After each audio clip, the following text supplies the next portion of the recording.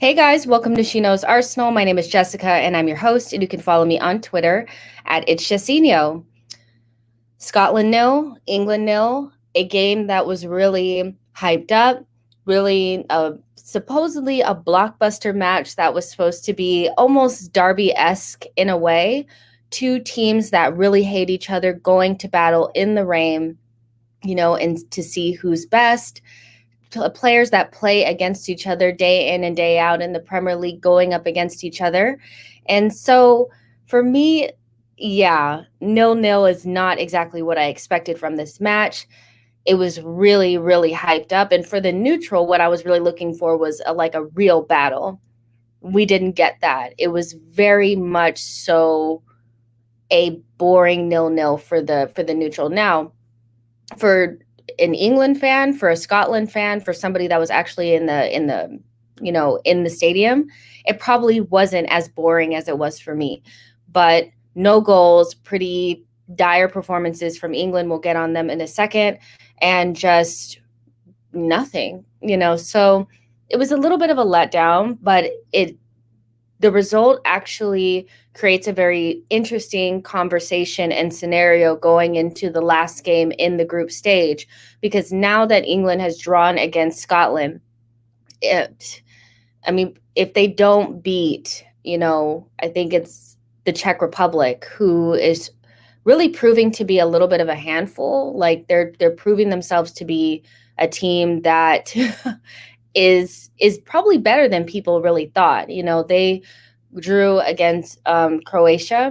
And so depending on what happens from England versus Czech Republic and what happens between Croatia and Scotland, really whatever happens in that match, if Croatia were to win against Scotland and they have a win, a draw, and a loss, and if England loses against the Czech Republic and has a win, a draw, and a loss, things are going to start coming down to goal differential. And that'll make a big difference in terms of where, England finishes, and whether they finish in first, second, or third. That'll make a difference in terms of who they get to face in the next round.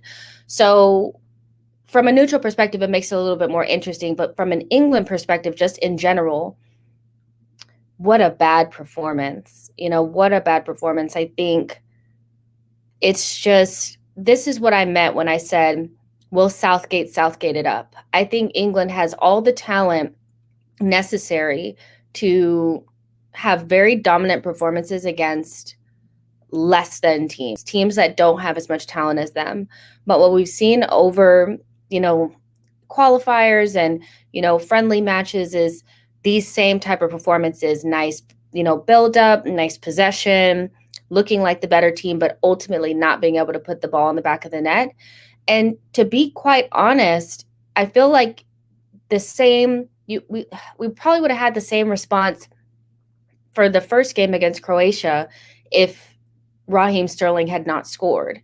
I thought that performance was pretty similar to the performance that we saw today, but the difference is there was a goal in that one. So it seemed a little bit different, but this performance was the same to me, where nice buildup, nice possession, but ultimately not enough clear-cut chances. And when you're not creating clear-cut chances, you can't really say that that was a good performance.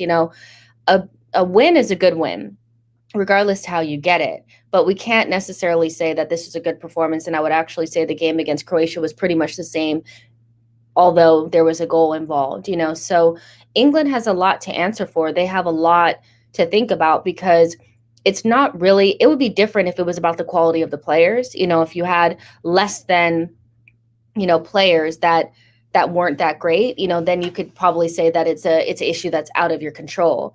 But this situation it's hits squarely on the manager, in his inability to solve problems that are pretty obvious, that are going to be there for this team to have to solve throughout this tournament.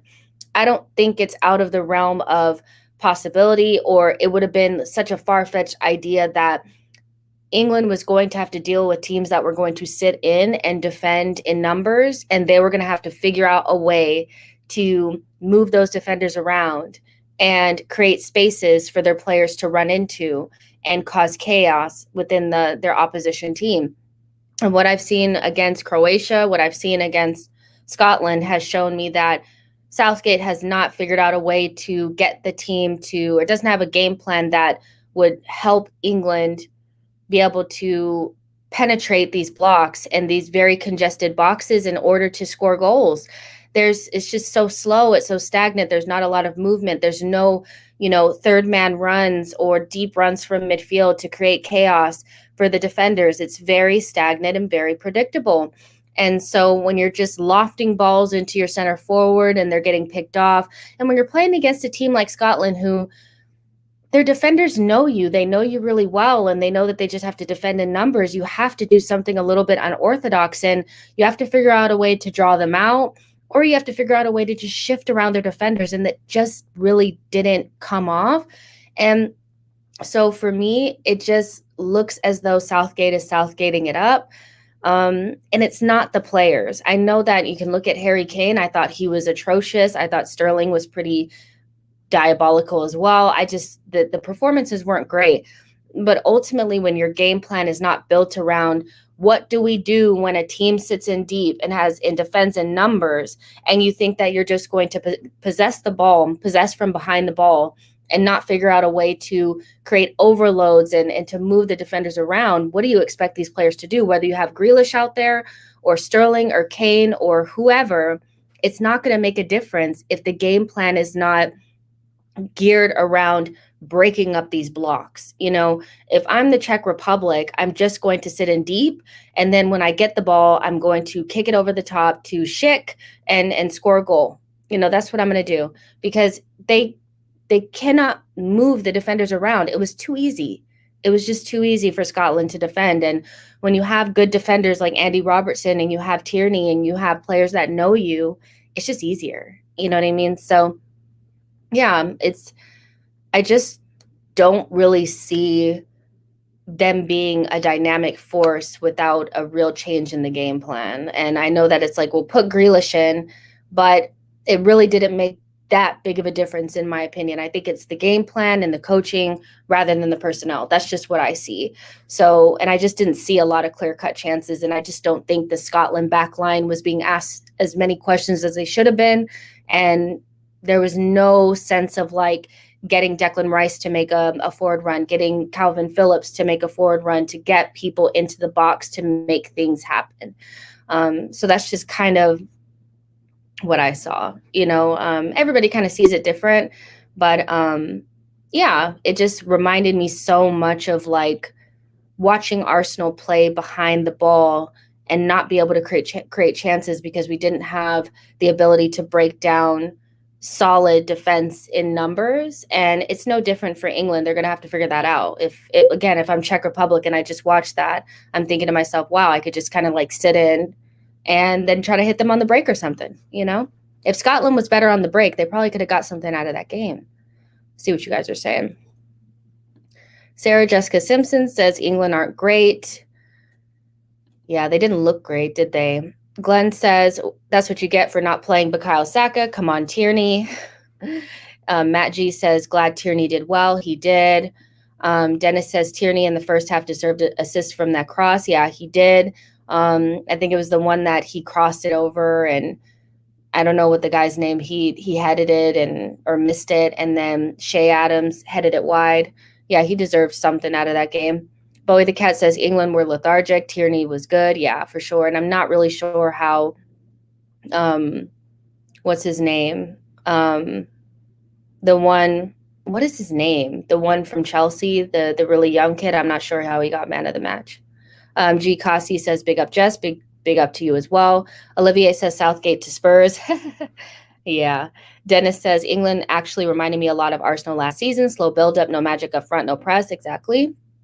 AK Gunner said, Tierney is exceptional tonight, consistent performer and a true leader, future Arsenal captain. Yes. Olivier says, Scotland should have been vulnerable over the top. The issue is that if you can't draw them out enough to hit it into space in behind, then they're not really vulnerable over the top. Scotland were never drawn out. Like, they were never drawn out at all. So if that's the way that England wanted to play, then they needed to figure out a way to do that. And they really didn't. Like, they really didn't draw them out enough to make it obvious that they could have been kicking it over the top. Dublin Gooner says, I think Kane might be trying to deliberately reduce his value to get out of Spurs. I mean, I think he's very underwhelming for England so far. He just doesn't have much going on. I have to say that he also is not getting a lot of great service. But ultimately, for a player that's used to not getting a lot of service, you would think that he'd be able to solve problems and maybe make himself a little bit more available and create chances. Saturdays equals youth says, what's wrong with England? They didn't want to beat their friends and teammates. It just seems like the game plan is not, I don't really know, but you can't expect to win games if there's no tactical.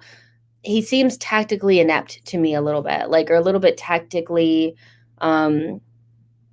His tactics are just not evolved, and they don't have enough depth. Like, we get it. You want to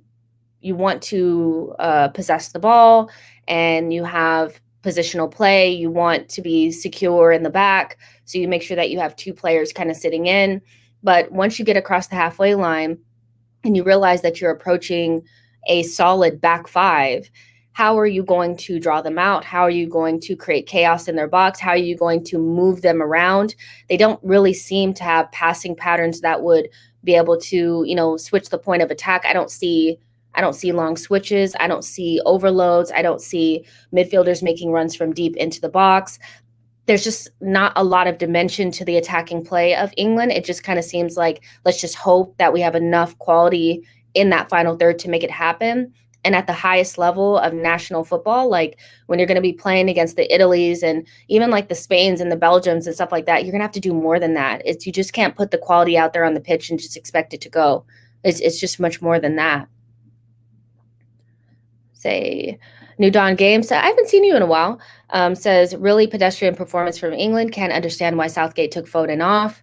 I mean, he tends to lean on players that he trusts, your Sterlings, your Kanes, these guys, and that could be, yes, that's his name, Billy Gilmore. I forgot his name, you guys. He's not our star boy, so I don't care. But yeah, it just kind of seems like he just relies on certain players and almost to the detriment of what they're trying to do. I think when you're playing against a team that's going to sit in deep, then obviously, like, Scotland didn't sit like in their box, but they made sure that they closed passing lanes and they were close together, so there wasn't a lot of space for England to work through. So the best way to disrupt that is to have ball progressors that dribble. We spoke about this yesterday. We were talking about Arsenal. Every team is pretty much the same. When you can't pass through the team because they're too tight, you have to have ball progressors, people that can cause disruption. And they didn't really have that. Like, it just felt, and I don't know if it was because they were told not to, but I know Foden can cause disruption, and I know Sterling can as well, but they just seemed very content with staying behind the ball and just passing it around in these very safe sideways passes and not really engaging that backline and making them foul them, making them make decisions. And it was just, yeah, like you said, very pedestrian. Let's see. Southgate. Yeah, Southgate is the only problem that England have. I mean, it just was not good. It just was not good. And they're not my team, so I know there's like another level to it. Like for me, I was just more upset that I didn't see it from a neutral perspective. I didn't get that type of performance that I was looking for. But if you're an England fan, I'm sure that there's another layer to it where you're genuinely disappointed to see the amount of talent that you guys have not being really realized on the pitch. Because let's be real, even if you wanted Grealish to play, like Sterling is a quality player, Foden is a quality player, Harry Kane is the best player in the league. Like they weren't playing like that today. And for me, that's a management issue. That is a coaching problem. And I always felt like Southgate was going to Southgate this up, and that's what he's doing. And it's so early on as well. Let's see.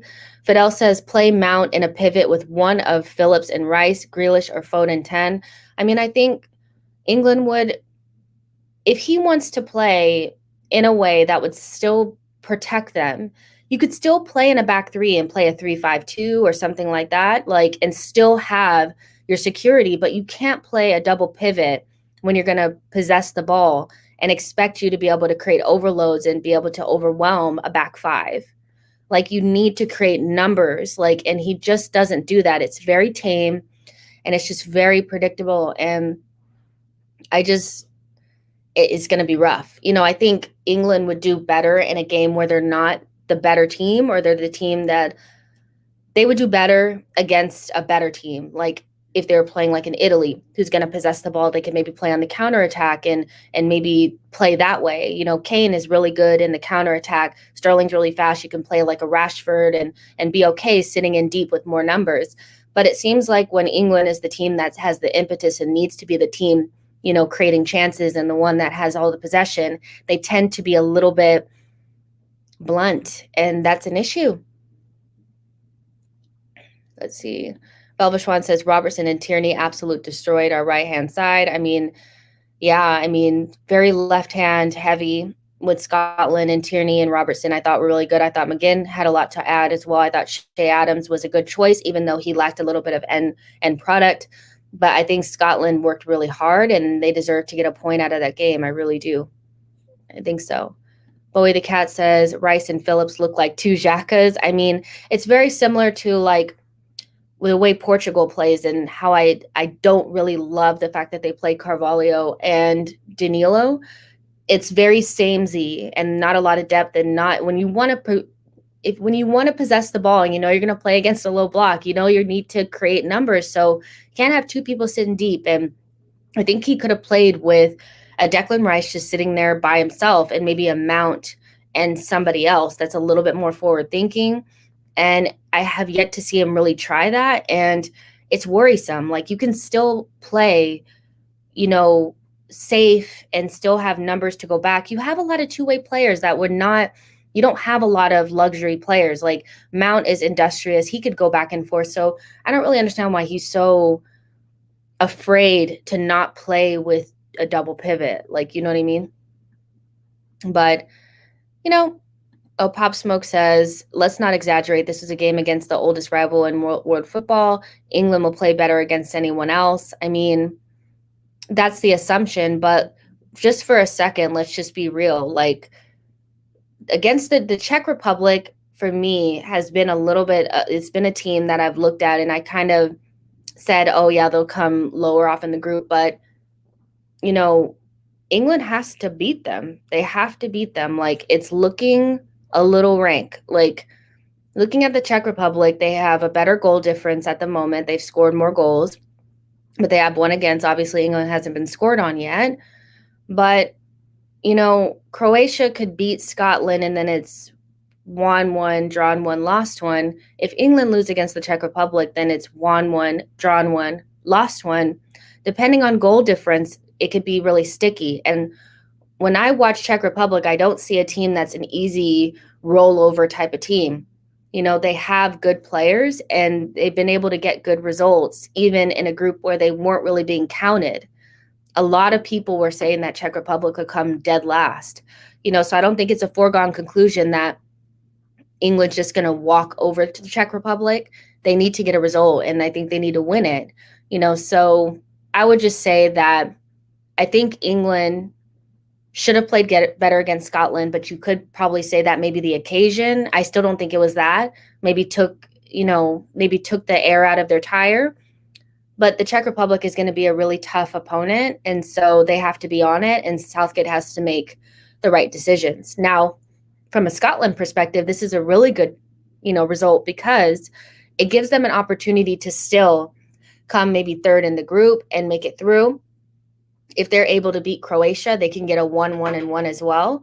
And that makes it a little bit more interesting. So for them, Croatia and Scotland have everything to play for. So that game should really be a highlight for us at the end of these group stages. So for Scotland, this is a really good result. For England, I think it just makes it a little bit more of a sticky situation. And the Czech Republic, for me, is not a team that I can see England just walking all over. I think even the game against Croatia, if you take the goal away, I don't really think you can say that that was like an amazing performance. It was just a good win because you got the goal, but you're not creating clear-cut chances. You're not really looking really dangerous. I mean, it is what it is, so that's just me. So, but yeah, I'm happy for Tierney. I thought from an Arsenal perspective, every time that I see him go down, I shiver. I get like chills because I'm just like, please don't be hurt. But I think defensively, he was really, really good. And I know offensively, he may not have I don't think he had a bad offensive game. I just think Scotland wasn't great offensively. So, but when he did get up there, he was dangerous. But defensively, he was really good. And one thing about Tierney is that I think a lot of people just think he's an attacking fullback, and he is. But his defensive work is really underrated. A lot of attacking fullbacks can't defend for their lives. If you think about like Chilwell, you think about like even Trent Alexander-Arnold, these are fullbacks that are really good going forward, but going back, they're a little bit suspect. Tierney's not that. He's an A+ attacking, fullback, but is probably like a B+ defender. And that's really good. That's really, really good. So for me, I'm so happy for Tierney. And then the news that, came out earlier today that Tierney is going to sign a new contract. It's pretty much done, 5-year deal. I mean, how lucky are we to be able to nail this guy down to another like long-term deal and have him for years to come. So for me, I couldn't be more ecstatic about that. And they also spoke about him being added to the leadership group, and it's being spoken about amongst Arsenal executives and people around the club that he's a future captain for us. So I love it.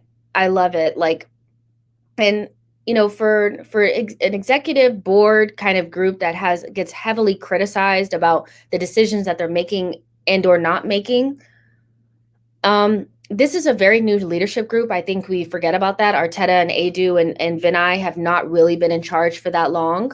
And since they've been in charge, we've been able to, sign our best and young, brightest players to new contracts and long-term contracts. We're like very early. So I know we're very critical, and it's like, well, we came in eighth, so we can't say anything positive about the club. But the work that they're doing to get our Tierneys and our Martinellis and our Emile Smith-Rowes, our Ballagans, these guys just on high, like on long-term contracts early is so good. Like, it's just so good. And I couldn't be any happier, So for me, Tierney on a new deal, great news. And, him being a captain, I think is a good thing. Whether it's now or in the future, I think it's coming. And I know a lot of Arsenal fans have some apprehension toward it because he gets injured. But for me, that's not real. Like, if you have a leadership group, then other people will step in when he's not there. But I would hope that the club is doing everything in their power to find somebody that can be a backup to him to relieve the pressure so that when he's there, he can play at 100% like we know he wants to and how we'd love him to play, and just protect him from the injuries, So I'm so happy, like, more than the links to the Madisons and all that kind of stuff. That's great. But getting our best players like tied down to these long-term contracts for me is just, it's such a good sign for the future. So yeah, I love it. And Bowie the Cat says Garlic actually doing some good work. I mean, he just kind of got into the job, but we have to give credit where credit's due. Back like just a couple years ago, this wasn't happening. We were watching a lot of our players get down to 1 year. Even like Raul famously said, like, nobody will get to the last 2 years of their contract and walk away. And actively people were still doing that. So I like this. I like this a lot. And again, for a leadership group that's been heavily criticized and kind of been almost beat over the head with things that happened before they were even in charge fully, I think we have to kind of like look at it from what have they done since they've been here. Yes, eighth is not great. Yes, we haven't been great on the pitch. Yes, there's a lot of distrust because of maybe like the Williams and that kind of stuff. But getting Tierney and Emil Smith-Rowe and these guys tied down to these long-term contracts is amazing. And hopefully we're able to do the same with Keto Taylor-Hart. George talked about it yesterday, how he's really hopeful about this young kid. And it seems like we're doing the right things from a long-term squad building, perspective. And hopefully we're able to carry that over into our shorter term squad building, pursuits or whatever. And we see that kind of manifest itself in the transfer window in the next couple of months. See what you guys are saying. New Dawn Game says, agree, Tierney was imperious tonight. No, New Dawn, I haven't gotten a new camera or a new mic. So essentially, I sound better without the mic. I actually sound better with just the computer audio. So this is just computer audio. This is actually just the webcam from my computer.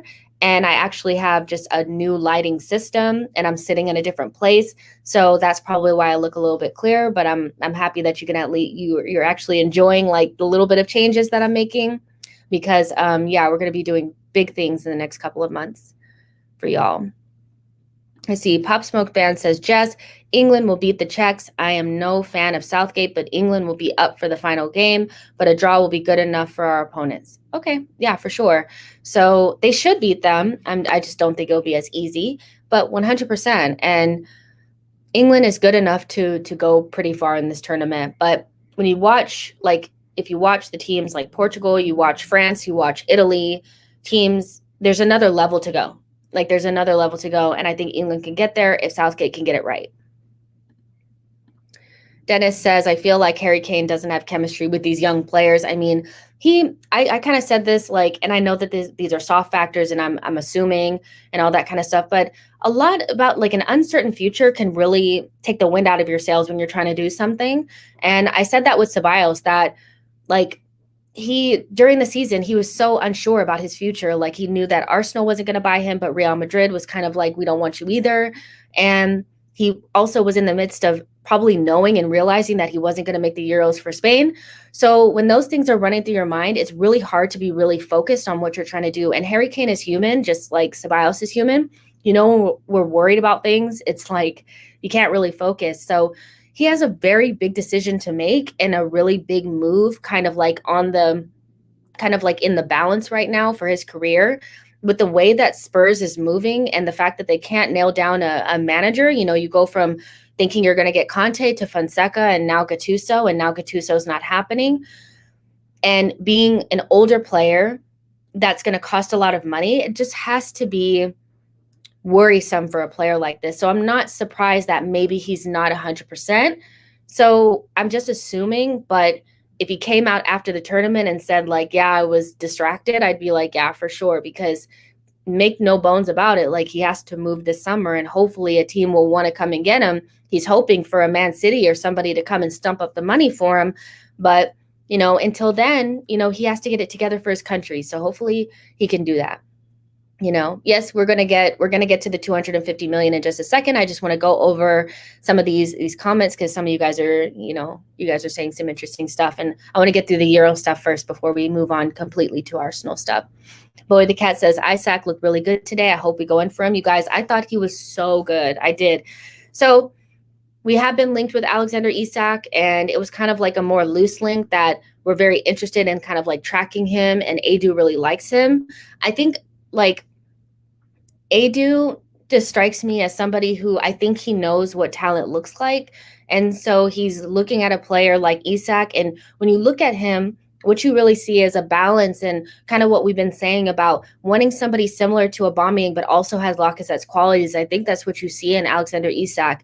He's smooth on the ball. He's kind of like a traditional Arsenal player. Like if you look at him, he's technically gifted. He has good footballing IQ. He can be a part of buildup, but he's also like a striker in his own right. Like he's not somebody that, lacks goals in his game. So I like him as a player. I think, obviously he has a huge release clause, but all players in La Liga have very huge release clauses. So that's not necessarily what you would need in order to bring him in. So it's really interesting that we would be looking at a player like this, and he seems like a typical Arsenal type of player. But I also would see like, the benefits of going for somebody a little bit more proven and a little bit more experienced, just because he's still raw, in my opinion. I think Alexander Isak needs more time to become the striker that I think he's going to be. And if we were to bring in a striker, say, this season, if we wanted to, I would think let's bring in somebody a little bit more experienced, because not experienced like in terms of age, but just somebody that we know they can do it at this level. So I actually put out a poll today about, if we were in for a striker, who would you choose between Alexander Isak and Dominic Calvert-Lewin? And I was really shocked to see how skewed it was towards Alexander Isak. Now, there is the factor that he was playing right at the moment, but I also think there's a little bit of like, well, we kind of like the more exotic foreign players. They seem a little bit more interesting to us, and maybe Dominic Calvert-Lewin is just a little bit too maybe plain. But if you offered me either one of them, I'd be happy to take them. But I would just say at this moment when we're lacking goals, I would say that like if we were in for a striker, I would probably be like, go get Calvert-Lewin, because we know that getting on the end of Tierney's crosses is something that we need to happen. And that's the kind of striker that, I would like to see. But from a long-term squad building perspective, like in the next 2 or 3 years, I think Isak is going to be amazing. So either one, but he was great today. He was really, really nice today. And he has that typical Arsenal fluidity to him. I can understand why Arsenal fans really like him. Let's see. G. Kasi says, despite his height, Isak's control on the ball is very impressive. I mean, if you really think about like back in the day, like Thierry Henry, he's like 6'2" or 6'3", Vieira 6'4", so it really kind of goes back to those slick, moves, even for like tall players. He's very elegant and agile and comfortable on the ball for such a tall player. So I am very impressed with this. You guys make sure what Tim Smith is saying, make sure you like the video, subscribe to the channel, smash the likes, all those good things. That would really help the channel. So let's see. G. Kasi says, yes, he drops deep like Henry. Yeah, I can really see why Arsenal fans are looking at him like, yeah, because he reminds us of what we're used to. But I would say that, there is something about a player like Calvert-Lewin where you're going to get that aerial presence, where I don't really see that with Isak. I don't see that aerial presence with him. I think he's a little bit more of an on-the-ground player, a little bit more of a 1-2 build-up, slick passing type of player. So it just depends on what you're looking for. But I think Isak has both, but he's not as ready to go as maybe a Dominic Calvert-Lewin would be. And yes, English players cost a lot of money. There's also that as well. So yeah, so I loved it. I'm really enjoying the Euros, to be honest, you guys. Like, I didn't think I would like them as much as I'm enjoying them. It's just kind of I always imagine the group stages to be pretty boring, but most games have been very, very good. So I'm really enjoying it. And so I will be doing more Euros content tomorrow. I will be doing a watch along finally for the Germany Portugal game. So stay tuned for that. And moving forward into the tournament, we'll be doing kind of like maybe like weekly shows. I don't know if I'm going to go to actual daily shows, but weekly kind of roundup for the games, match previews, match reviews, and watch alongs. So, and we're also planning on doing stuff for the Copa. I know I'm a little bit late. It's just, I love my Arsenal content and I couldn't really figure out how I was going to fit it all in, but now I think I got it. So Copa content will be coming, Euro content, as well as Arsenal stuff. So make sure you guys are subscribed to the channel, share with a friend. And so let's get down to the Arsenal business, right? So it was reported earlier today. Let me actually share my screen so I can show you guys. I'm not just like, making this up. Somebody actually said this. It's real, so let me make sure you guys can actually see that. Yeah. All right. Report earlier today from 90 Min is that Arsenal set huge summer transfer budget for squad overhaul. This is an exclusive from 90 Min. Let's see who wrote it. Jamie Spencer. So Arsenal are preparing to spend nearly $250 million on at least 5 new signings this summer, giving manager Mikel Arteta the chance to rebuild the squad following an 8th place finish, blah, blah, blah. Arsenal will have no European football next season as a result of their lowest league finish in 25 years. But we need to make wholesale changes. And I remember watching, I think it was the game against West Brom and Lee Dixon, the second game against West Brom, and Lee Dixon was commentating on that game. And although I don't always agree with what he says, I think he's quite old school in the way that he views football. But one thing that he said that I really agreed with was the fact that when we're looking at the squad and looking at the players that were out there, half of them need to be gone. Like he literally was saying that like half of the squad that's out there cannot be playing for Arsenal Football Club next season. It just has to be that way. And I agreed with that. I think we need wholesale changes because, and we'll get into this a little bit more, and I want to have more in-depth conversations about this with more of like panel discussions. But I think following 2 8th place finishes, I think we need to really look at closing the gap. And I know that there's other ways to build a squad, and compete at the highest level without having to spend exorbitant amounts of money. But when we're talking about wanting to make huge strides, the easiest way and the fastest way to do that is to spend money on good quality players that aren't going to have a lot of adaptation time, know the league, and you cut out those factors, those unknown factors of will he be able to adapt, blah, blah, blah, so. And when you do that, that means that you have to pay more. Like proven players at a good age, 24 to 26 years old, that can play in this league are always going to cost you more. So that's a conversation that I think we can have a longer conversation about. But we do need to close the gap. And you can close the gap slowly by making smart, long-term squad building decisions. But I think we need to have a 2-pronged approach where we do look long-term with the protection of Saka and Emile Smith-Rowe and Saliba, players like this, Gabriel Martinelli, the protection of them and also giving them good solid minutes as well so that they can grow and progress at their own pace, but also bring in players that can play with them or instead of them so that we can go ahead and close the gap at the same time. We actually don't have the time to be waiting for 19 and 20-year-olds to get to that good age and to be ready to help us close that gap. We don't actually have that time. I don't think the Arsenal fan base is really prepared to accept the type of pressure that Arsenal is actually under to get European football next season. The fact that we're even seeing reports and we're being linked with the players that we're linked with shows you how desperate the club needs to be in Europe.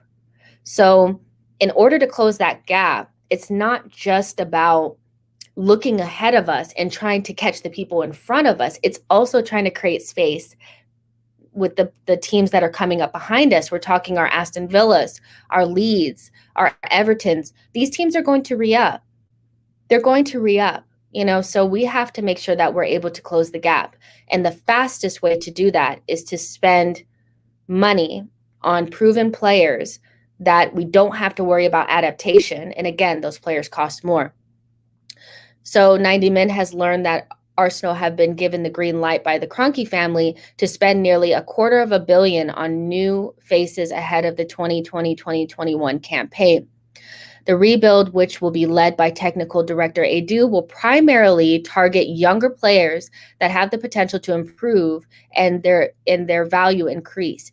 Indeed, that development of players into more expensive assets is a significant part of the Kroenke's willingness to spend big.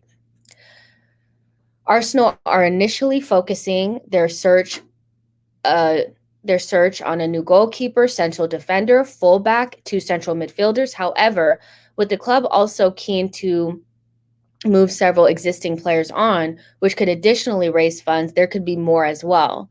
Sheffield goalkeeper Aaron Ramsdale, we've spoken about him. Brighton center back Ben White, Norwich right back Max Aarons, and midfield trio of Albert Sambi Lakanga, Yves Basuma, and James Maddison. Those are players that we're interested in. So, and crucially, every one of them is younger than 25, which is really important. Crucial recruitment policy, you guys. We've been talking about this on this channel. We don't have enough players in this good age. If you look at the best teams in the league right now, they have a good amount of players between the ages of 23 and 26 years old. And we don't have that. We have Gabrielle and Tierney kind of entering into that stage in their career. And then you kind of have Pepe. Everybody else is either 19 or 20 or, 30 years old. And then the other players that we have in that good age aren't actually good enough for us to move forward. We're talking about our Maries, our Holdings, and our Chambers. So it is important for us to recruit that good age. But again, those players cost more. And I think that we have maybe an unrealistic idea about how much players in this age range that are quality actually cost. When we talk about players like Ben White, who a lot of, Arsenal fans are a good portion of Arsenal fans are not excited about, talking about the price, I'm like, please name a center back for me that has the technical quality and the ball progression skills, passing range of a David Luiz that will play for Arsenal without European football, that won't have to take a year to adapt, that's going to cost you less than 40 million. We forget that Nathan Ake, somebody coming to Manchester City as a backup option that can play left back as well, went for 40 million last summer. So that is the going rate of center backs. So we're also talking about an English defender, which we know is going to add tax on, as well as somebody that's in the English national team. So realistically, if we pay 50 million for Ben White, that's not really that crazy, because it costs you like 40 million to get a good center back in there that can just kind of step into your team. So there's definitely that. So 90 Min has previously revealed that Arsenal are looking to sell 30-year-old striker Alexander Lacazette this summer rather than offer him a new contract. So now we're kind of seeing a pattern of what we're trying to do. We're trying to offload our older players, our Williams, our Lacazettes, and bring in that good age of players. So for me, these are all good signs, so the 250 million, what it looks like for me is this is going to be a combination of money that's been released from KSE in conjunction with, player sales, and we already know that, Kolasinac, Guendouzi, Xhaka, Mavropanos, these guys are kind of like on their way out. We're looking to sell Eddie Nketiah, Lacazette.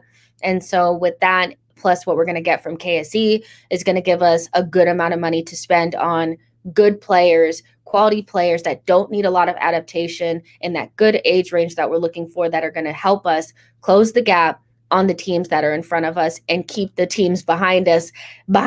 You know what I mean? So let's see what you guys are saying. Okay, sometimes StreamYard does this thing where Copa has been very good. Unearthed Gem. Sorry, you guys. Like, sometimes it does this thing where when you guys are commenting, it just kind of stalls. G. Cossie says, do you think 5 new starters would be a lot in one window? It is, but that's actually what needs to happen. Again, what Lee Dixon said, and I thought that this was very much right when he said it, I was like, it's so true, is that like half the team can't be here next season. And it's very true. I don't think that necessarily, I mean, 5 new starters, yes, that's going to cause some disruption. But let's be real, our team is not good enough. So if you're telling me that we're going to get a new center back, 2, 3 midfielders, and some fullbacks, it is what it is. Like, we have to improve the squad. And a lot of teams are going to be in flux at the beginning of the season. So with a good preseason, and the players that we're actually, trying to get aren't actually, a lot of them aren't even at the Euros, or some of them aren't even at the Euros. So for me, it's not that big of a deal if they get a good preseason. But ultimately, for me, my biggest thing is upping the quality and really upping the floor of this team. It's too low. It's too low. At its best, it's like a 6th place team. At its worst, it's like 10th place. So we need better quality. And I see some people are like, well, Ben White, he's not better than what we have. I know what point we're trying to make is that we don't think that center back is a priority. And for me, if we have limited funds, it's not, but it doesn't look like we have limited funds. Right center back is a position that needs to be addressed. And the reason for that is because the drop off between Saliba and Holding will be massive in terms of the way that we play. So we need to bring in somebody that's comfortable on the ball, that can help us play the ball out of the back, and maybe also can play other positions. And Ben White fits that bill. And we also know that he can play in the Premier League. So I think it's fine, you guys. I think, after a transfer window where we clearly missed out on key targets that were detrimental to our season, knowing that without a creative midfielder, we were like a 10th place team, and with one, we were closer to a 4th place team, seeing that the club is going to try to address, a multitude of issues in one window, make sure that we have a creative midfielder, make sure that we have a right-sided center back that when Saliba is inconsistent, as young players are, or injured, whatever, can step in and there's no drop-off, we're going to address the central midfield. I mean, why are we upset? Why are we upset? So IFE says we need more than 5 players, but 5 players should be fine since we have no European football. I mean, I think we do know that it's multiple windows, but to get 5 players of quality in the door, and with, Thomas Partey already going through his adaptation year, with players like Emile Smith-Rowe, Saka, Martinelli coming into form and kind of, becoming better players and bigger figures in the team,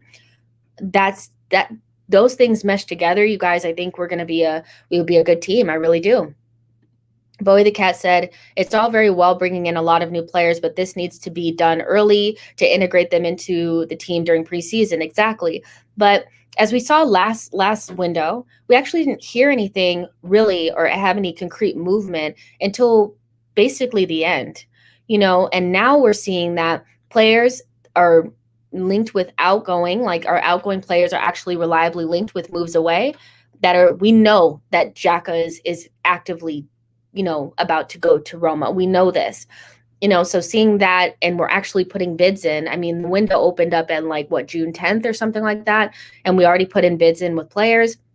That seems like a good sign to me. Let's see.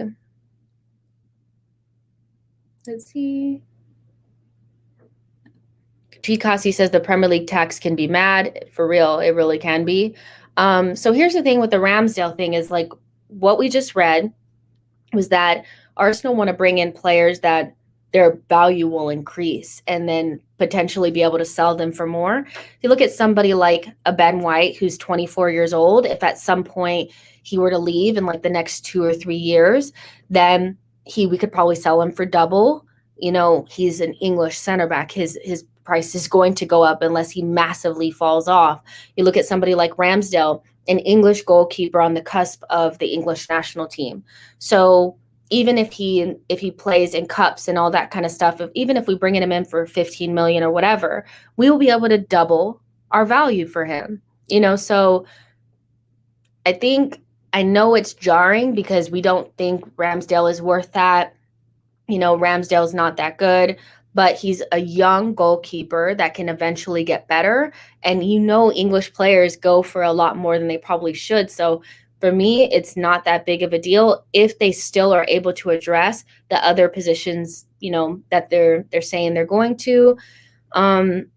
it just is what it is. And I'm not sure that we're going to pay the 20. I think we'll probably pay less than that, to be honest. G. Kasi is saying, I'd rather take a risk and go for Meslier.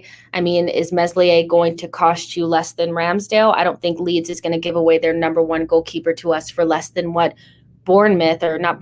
Sheffield is going to want for Ramsdale. So, there's that as well. Let's see. G. Kasi says, even if it's White, Neves, Basuma, Madison, and Onana, I think those signings alone would put you within the top 5. I mean, I think we're so looking at the negative aspect of it that if it doesn't work out, we are cutting out a lot of those unknown factors that would make these deals more risky. All deals are risky. Let's put that out there, right? But I think when you buy players that are in the Premier League that have done it before at a decently high level, they're in a good age range, and they fit the profile that you're looking for, the likelihood of them doing well for you is pretty good, right? So I think we're doing fine. Like, I like those players, even if it's White or Neves or Basuma. I think both of them make us better, but just in different ways. Madison obviously makes us better. I don't think anybody can really question that. I mean, I would question you if you don't think he makes us better. Onana is a better goalkeeper with his feet than Bernd Leno, and White is better than Holding, and more importantly, he's better with his feet than Holding, so it ups the ceiling of our team. Because if and when Saliba is unable to play, you don't have to play Rob Holding. And I question Arsenal fans who act like we didn't recognize the drop-off in our performances the moment that David Luiz got injured towards the end of the season. I think Rob Holding being in the back line was a big reason why, maybe not why we got scored on, but why our buildup was a lot worse, why we were unable to create chances. And a lot of what we do is building up from the back. And if you don't have players that are comfortable, you have Bernd Leno back there and Holding back there that are scared to play the ball quickly, it takes away from what you're trying to do, So I do think this improves us. Let's see.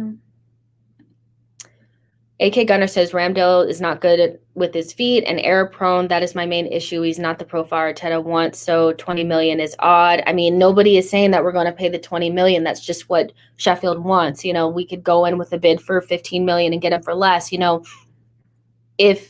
If the worst signing that we make is a goalkeeper for 15 million, a 23-year-old backup goalkeeper, but we get all the other players, I'm not going to focus on the one bad one. I'm going to focus on the good ones, to be honest. I need to see him play a bad game for Arsenal before I just capitulate over it, to be honest.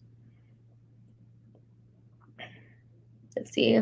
Bowie the Cat says we should get Onana for 10 million or less as his value will radically increase. I mean, Onana is another one too, a young goalkeeper that we could get him for really cheap, and then his value could double, triple, 10 times. Goalkeepers go for very high when they're really good. So, but Onana will be the number one eventually, and Ramsdale will be the backup. We're in for 2 goalkeepers. So it's not Ramsdale or Onana, it's Onana plus Ramsdale, because I know a lot of people are like, well, Matty Ryan. He's getting a lot of good offers to be a number one other places.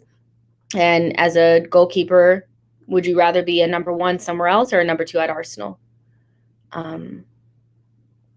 Yep. Ramsdale is only 23 years old. Again, he can get better. The idea that Ramsdale is not ever going to get better, and at 23, he's at the end of his career, is just so off the mark, when we know that goalkeepers usually get into their prime at 28, 29 years old. So, I agree that maybe 15 to 20 million is too much, but I think we're just so placing our focus on one thing when we're clearly making some decent moves. Like, you can't look at being linked with Neves reliably linked with, Basuma, Madison, White. Like, I guess I'm just trying to look at it from a positive and not a negative, but that's just more me, because goalkeepers really don't hit their peak until a lot, later in life. You know what I mean? So, yeah. What else you guys saying? You guys go ahead and put your questions in. We can do questions for, 5-10 minutes if you guys want to. So I'll give you guys a second to put some questions in the chat box. He's 23, you guys. Like, goalkeepers definitely don't hit their prime until a lot later. If we were buying like a prime age goalkeeper and he was dead, then I guess I would feel a little bit differently.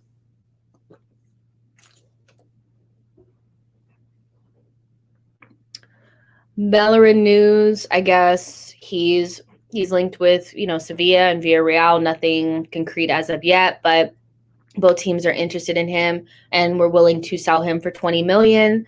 I think Bellerin will go. I just feel like it's a tough market when there's so many good right backs available. You see somebody like Denzel Dumfries, his release clause is 15 million and we're asking 20 million for Bellerin. You have Mazraoui, who's available for 15 million. You have Selic, who I don't think has looked great for the Euros, but is available for around 15 million. You have Riddle Baku. There's a lot of really good right backs out there. So I think it's a tough market for Hector Bellerin, somebody who hasn't really had a good season, but I do think he'll be off to Spain somewhere, whether it's Atletico Madrid, Sevilla, or Villarreal. We have to see. NJQ says Bielsa did great with White. That's good enough for me. I mean, Bielsa did say that he was a really good player. We all rate Bielsa's mind and football IQ and what he does with his team. So, I mean, if he loved White, then wouldn't that maybe say that he's a good? I think Ben White being this horrible player is so off the mark. Maybe we are overpaying, but good center backs cost you 40 plus. I mean, you look at Koundé, he would cost you 60, 70 million. Tapsoba, who we've been linked with, 40, 50 million. So if you have the choice of getting either one of those who we don't know how they're going to adapt to the Premier League, or you get somebody who has already played there, it is what it is, isn't it?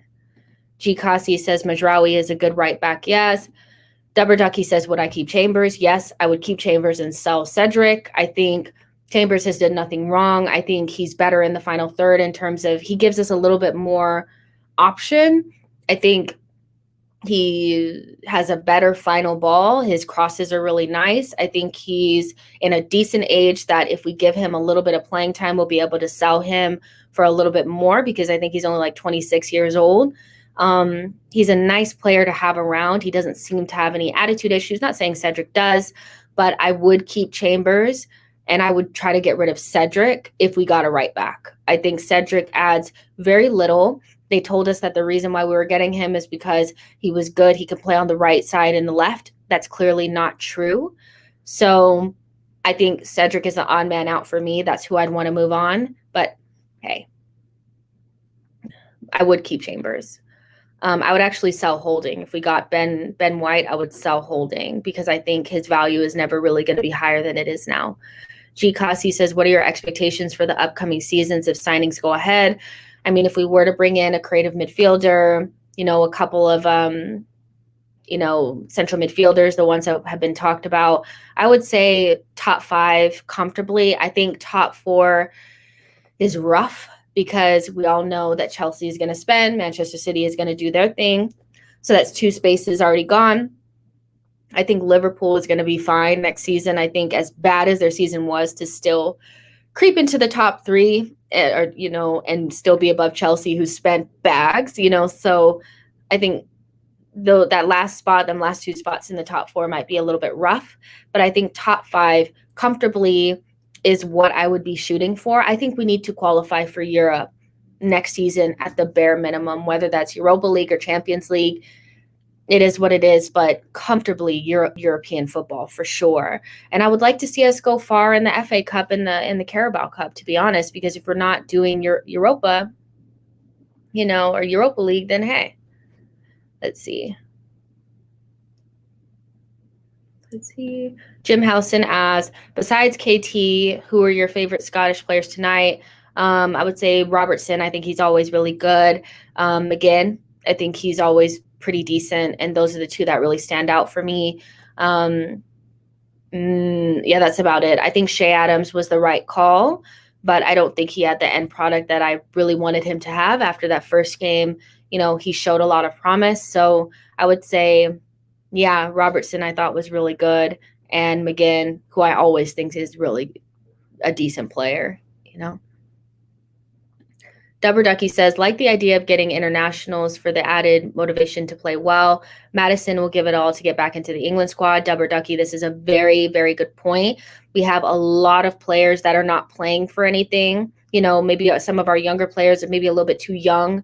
Maybe it's a little bit too early for them to really, you're looking at your Martinellis and stuff, maybe they're not really ready to make the full national team. But when we look at our older players, you're looking at like Lacazette and stuff, even Marie Chambers Holding, they're not really fighting to get into any, international teams. And all of the players that we've relatively been linked with, even like you look at Neves, Madison, as you've said, Ben, White, these are all players that need to be playing day in and day out to get into their national teams. So, and Madison, who was overlooked for this last group, and Ben White, who only really made it because of the injury to Trent Alexander-Arnold, it's good motivation, and that's something that we don't really have in our team. At our pump, when we've had good teams, we've usually had quite a bit of players that were involved internationally with their teams, and that's not to say like Thomas and Pepe, they're obviously involved bombing with their national teams, but I think the European players that we have in our team need to be around the European sides, internationally. That's a really, really good point. Besides your paycheck, you need to be wanting other things. You want to be competing to get Arsenal up the table. You want to be competing to get into your national team. There has to be other factors, and I think that's a really, really good point. G. Kasi says, if you were a manager, which Premier League coach would align with what you like to see as a football fan? Which coach would you like to learn off of? If I were a Premier League manager, align off of probably Klopp, to be honest. Probably a combination of Klopp, and I do like the way Bielsa's team plays. I don't love the way that they leave the back door open, but I like the way that they throw men forward, and they're pretty aggressive in their pressing, and they're very in shape. And I like a system that makes the players look a lot better and doesn't really revolve around individual brilliance. I like that the system works for the players and the players work for the system. So I would say a combination of Bielsa and Klopp. What I really like about Klopp is I always really liked the three midfielders that were like dogs in the midfield that would work really hard to regain possession, and it would go out to the fullbacks, and the fullbacks were almost like their creative players. And I love the fact that they have high production players in the front forward positions. Mane and Salah have been absolutely unplayable for the last 4 or 5 years, and the type of production that they're getting is actually unreal. And they, especially even like when you talk about Mane, works so hard sometimes for like nothing, even still, it's like they work hard regardless. And I think as an Arsenal fan, you watch your team play and sometimes you don't feel like they're giving 100%. You knew the Liverpool team for the most part this season was playing as hard as they could. They just were missing some elements. So I love the pressing part of Bielsa and Klopp systems. I like that it's very clear the way that they play. You can never really look at it and be like, what are they doing? You can pretty much, okay, Bielsa is a 4-1-4-1. That Klopp is a 4-3-3. You know how their team is going to play. It's very distinct. It's very consistent. And I really like the pressing and the hardworking aspect of both of those coaches and the way that they play. It's non-negotiable. There is no walking. And I think even with us, to a certain extent, even though there were non-negotiables, we kind of saw that with certain players, they weren't asked to do the same things. Like when we were playing with Aubameyang and Willian and Lacazette up top, that was the most anti-pressing front three I've ever seen, and it was unbearable to watch. Let's see. Ivy says, who are your three favorite for Arsenal captain next season? I would say Tierney, and Tierney. No, but Tierney. I think there's not three. There's no three because there's just no three. I think Saka and Emil Smith Rowe and Martinelli and all of them will have big roles to play, but they're really young, and so we can't really count on them. Lacazette, I don't think will be there, and I don't really think you can rely on him. Xhaka won't be there. I don't think Bernd Leno is any sort of captain material. Gabriel, I think, plays really hard, but I think he's not really very, he hasn't got a good grasp of the English language yet, and I think you need to have somebody that can communicate with everybody. So I would say Tierney would be it, even if they're maybe like Holding, but I think it's twofold, right? You have to have the personality, but you also have to be good enough. And although Holding and Xhaka have really good captain-like aspects to them, they're not good enough. They're not the man. I think some players just, it's like you have to be good enough as well, So I would say Tierney. Tierney. Let's see. M. Hobbins says, do you think Saka will celebrate his 22nd birthday as an Arsenal player? Yes, I do. I think we'll get better. We'll create a competitive environment and an environment for our young players to thrive and progress at their own pace. And I do think Saka will be here for the next couple of years. O'Malley says, would you sign Anthony Robertson to back up Tierney? That guy has a crunching tackle in him. He has those neck break tackles. I do like him. I think he's a good player, but at this point in his career, I don't think he wants to be a backup. I think for him to continue to be a part of the U.S. men's national team that's becoming more competitive every single day, he needs to be in a team where he's starring and he's the starting left back. So would I sign him? I think he's a good player, but I don't think he would want to be a backup. And so there's kind of a disconnect for me. He wouldn't be my first choice. I don't actually know who my first choice is. It's a weird one because you're going to be second fiddle to Tierney, but we want somebody younger. So it's difficult. Even that the Doig guy, Doig. When I looked him up and I tried to watch some of the games that he played, I found his physical stature to be so dissimilar to Tierney that I couldn't see him playing similarly to him. And he really strikes me as somebody that needs to be a left-sided center back because he's 6'2". So it's going to be a tough one, I think, for the club to figure that out. I think that's why we haven't seen any reliable links for a backup left back, is because it's more difficult, than it looks. Yes, this is true. Boy the Cat. Martinelli hasn't been picked for the Brazilian Olympic team. Gabriel has been, but Martinelli has not been. And it's also, I think, his birthday today. It's sad. I'm sad for him, but I think it just shows, I think, for the Arsenal fan base, we have to give these players time to progress. Like, Martinelli is going to be a really good player. Saka is already a really good player, but he's not quite what we think he is yet. ESR as well. There's no reason why these players need to be at that level yet. This is another indication that Martinelli for me is not ready. He's not being chosen for an under 23 team. That doesn't mean he's not good. I just think these players are not ready yet. And we're making decisions or making opinions on what we want the team to look like and be like and who we should be recruiting based on a projection of what we think these players are going to be, but not what they are right now. They're inconsistent young players, two of whom are quite fragile when it comes to injuries. So we need to be really, really careful. Pop Smoke fan says, Jess, second half of the season, Leeds have one of the best defenses, only Liverpool above us in form. Not saying Leeds is not a good team, but if you look at your goal differential, I think for the entire season, it's like Arsenal fans saying that we were, the third or fourth best team in the league after Christmas. That doesn't matter. If you look at the span of the season, you guys were leaking goals left and right, and your goal differential, you scored almost the same amount of goals as you let in.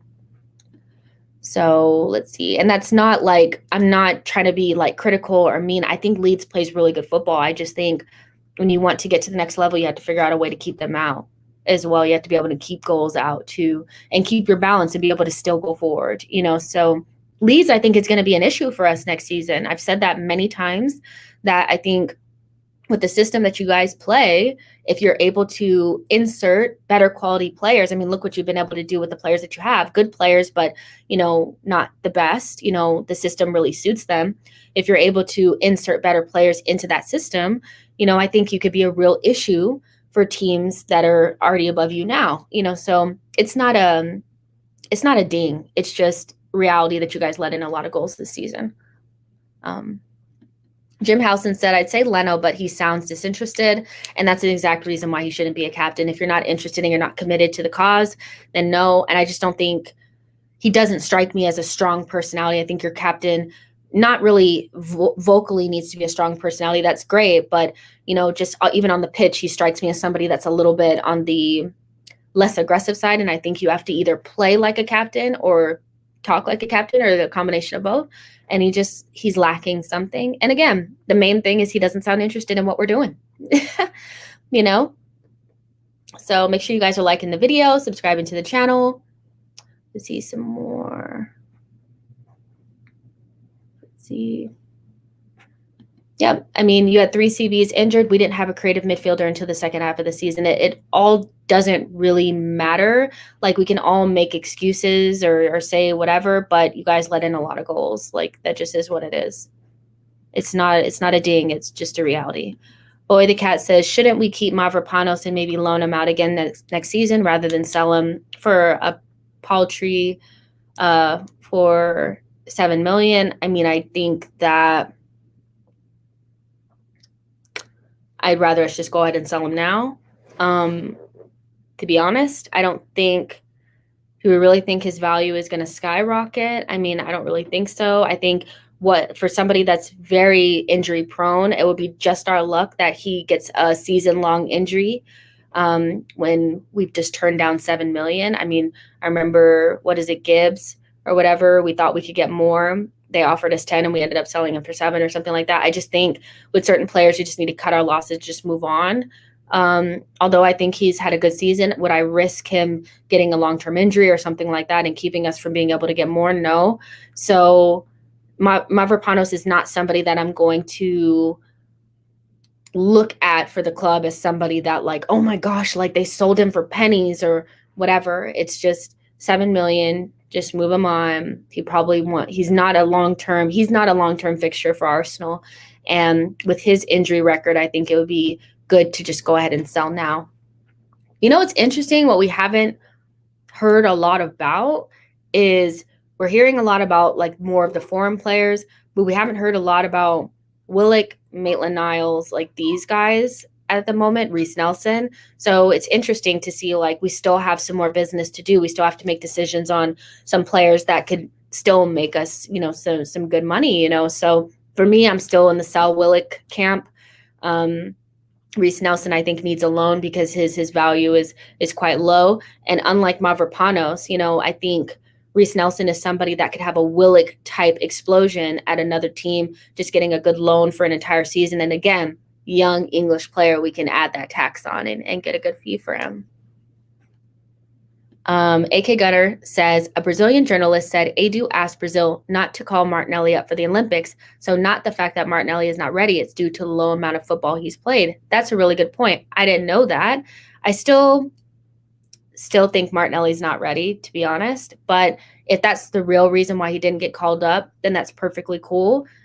He's definitely somebody that probably needs a rest and probably just needs to, chill out and go into preseason ready to go because we're going to need him.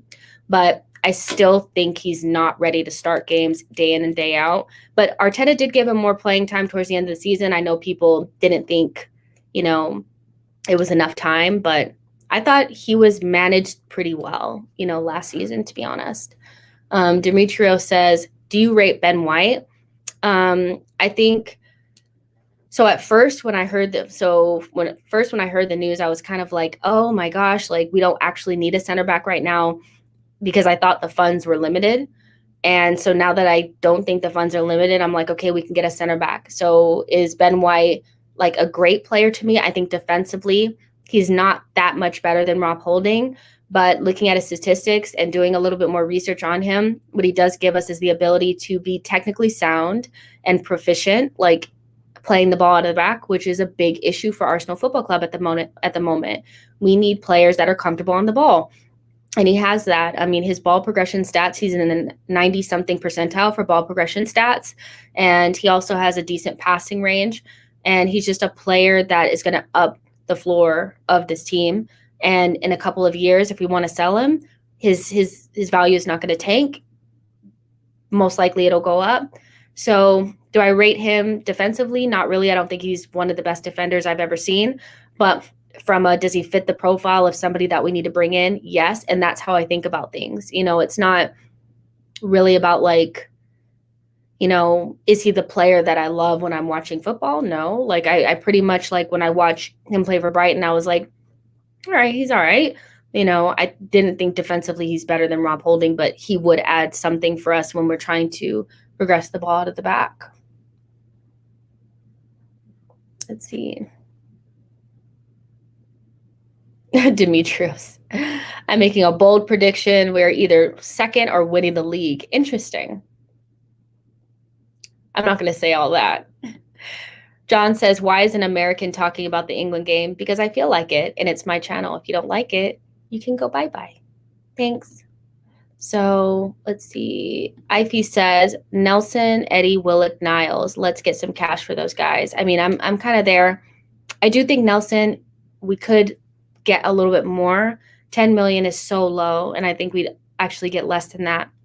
But Eddie, Willock, and Maitland-Niles, I mean, even if you sold them at the bottom of their value, 15 for Maitland-Niles, 15 for Eddie, and 20 for Willock, I mean, that's 50 right there. That's a good player, So I like that. I like that a lot. I like it a lot. Barry Byrne says, did you discuss the Duncan Castle story about us being interested in Andre Silva at Frankfurt? Are we really? Really? Good thing Duncan Castles is not really that reliable, is he? I haven't read that. I'm seeing some things come out about strikers. We saw something about Isak. We saw something about Dominic Calvert-Lewin. Now we're seeing something about Andre Silva. If we lose Lacazette and Eddie, and we have the funds to address the secondary striker, then I won't be devastated. But I do have to say that Andre Silva strikes me as somebody that's maybe a one-season wonder. He really didn't do well at AC Milan, and he did have, the second best scoring record in the Bundesliga just behind Lewandowski last season. But are we sure that that's going to translate to the Premier League? I'm not sure. But hey, if they want to bring in a striker, again, I'm still in the same camp of like, if we're still able to do everything else we want to do and you want to bring in a striker, then do that. My choice for a striker at this moment would probably be, from a standpoint of I know somebody's going to get on the end of those Tierney crosses, is probably Dominic Calvert-Lewin. But, and I also like Isak. Andre Silva would probably be lower down that list for me. But I actually haven't read that story, so I'll look it up when I get off. Yeah, it's interesting. Adam says, I feel like Ben White is Arteta's version of John Stones, who we have been publicly interested in for a while, who maybe became unobtainable after the season he's had. Very good point. We said this the other day that I think he's getting that balance of like I'm not saying they're on the same level, so don't come for my neck, but Gabriel is your Ruben Diaz, your more traditional defender that can do a little ball progression, but not really at the best, like the highest level. Then you have your ball playing center back, Ben White / John Stones. I'm okay with that balance, to be honest.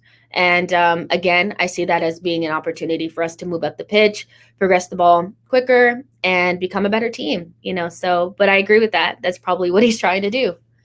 Somebody calls it pep settings. I think that's kind of funny. Pop Smoke fan says, Jess, do you think Arteta is a good coach? I do. I think he's a good coach, and I think he has decent tactics. Sometimes it works, sometimes it doesn't. What I think he needs to work on is his management of like in-game management.